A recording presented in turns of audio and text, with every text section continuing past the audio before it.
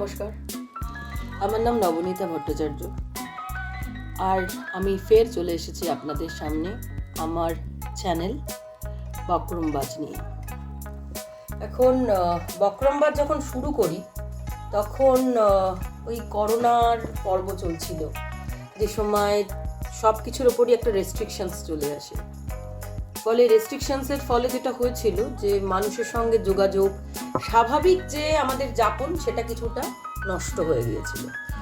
স্বাভাবিকতা ছিল না। এবার স্বাভাবিকতা ছিল না মানে মুভমেন্ট রেস্ট্রিক্টেড হলে কথা বলার লোকজন সঙ্গে দৈনন্দিন বেসিসে দেখা হতো না, এবং অনেক জমা কথা, অনেক ভাবনা চিন্তা। তখন মনে হতো যে কিছু একটা কোথাও একটা বলি, কোথাও একটা জানাই। সেই করতে গিয়েই কিন্তু বক্রমবাজ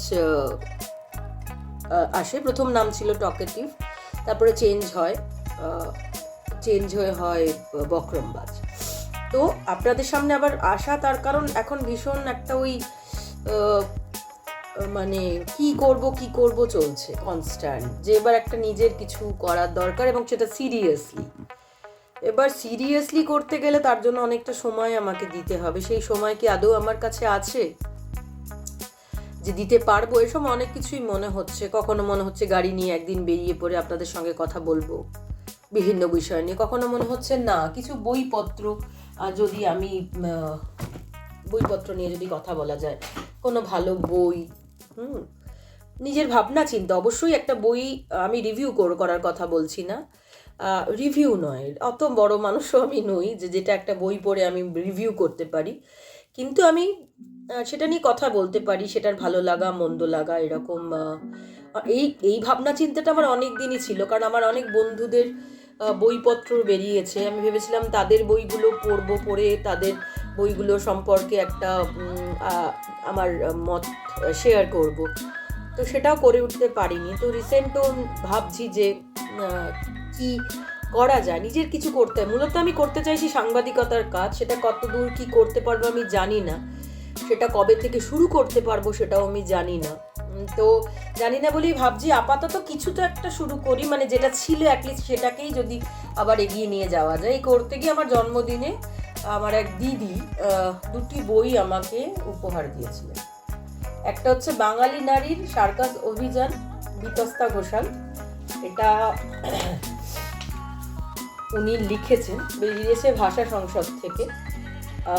সেই সব নারীদের যারা আমাদের কাছে খুলে দিলেন নতুন এক রহস্যময় জগৎ। আচ্ছা, এখানে এটা মূলত ছোট ছোট অনেকগুলি লেখা এর মধ্যে রয়েছে।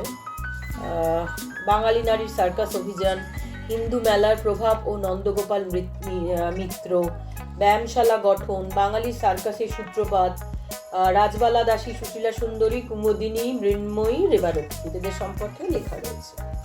আর আরেকটা হচ্ছে বই, সেটা হচ্ছে মাই স্টোরি, কমলা দাস। এটা অনুবাদ করেছেন বিতস্তা ঘোষাল। এই দুটি বই আমাকে আমার ওই এক দিদি খুবই ভালোবাসেন, তিনি চেনেনও আমাকে খুবই ভালোভাবে। তো এই দুটি বই তিনি আমাকে জন্মদিনে উপহার দিয়েছেন এবং বলেছেন এগুলি আমার ভালো লাগবেই। এবার এই দুটি বই, মাই স্টোরি ও কমলা দাস, ভারতের প্রখ্যাত কবি ও কথাশিল্পী কমলা দাস, কমলা সুরাইয়া ও মাধবকুট্টি নামেও পরিচিত, তার আত্মকথা এন্তে কথা 1972 সালে মালায়ালাম ভাষায় ধারাবাহিকভাবে প্রকাশ হয় কেরলের সাপ্তাহিক মালায়ালার নাড়ু পত্রিকায়। পরের বছর লেখাটি প্রকাশ হয় পুস্তকাকারে। ওই বছরই এর ইংরেজি সংস্করণ প্রকাশ হয় মাই স্টোরি নামে। আসলে এই আত্মকথা কমলা ইংরেজিতেই লিখেছিলেন 1970 সালে। এই বইটা, এই দুটো বই আমি পড়ছি, ভেবেছিলাম পড়ে একটা রিভিউ নয়, রিভিউ শব্দটা আমি বারবার চলছি কারণ আমরা এগুলো ব্যবহার করি, তাই রিভিউ নয়, এগুলো আমি যে বইগুলো পড়বো সেই বইগুলো সম্পর্কে আপনাদের একটা আগাম একটা দেবো যে এই বইটা পড়ছি, পরের পরে এই বইটা নিয়ে আমি আপনাদের সামনে আলোচনাই করব, বা এবং তার সঙ্গে যে বইটা পড়লাম সেই বইটারে একটা একটা ওই কিরকম মানে কি আছে বইটাতে, এইগুলো নিয়ে একটা ডিটেল কথাবার্তা আপনাদের সাথে বলবো। এবার বিষয়টা হচ্ছে যে আপনাদেরও যদি সেই বই পড়া হয়ে গিয়ে থাকে বা আপনাদের মতামত থাকে, তো আপনারা অবশ্যই সেই মতামত রাখবেন। হতে পারে সে মত আমার সাথে মিললো, হতে নাও পারে যে আপনারা একমত নন, এরকম হতে পারে। কিন্তু আমি চাই যে আপনারা শেয়ার করুন আপনাদের কথা।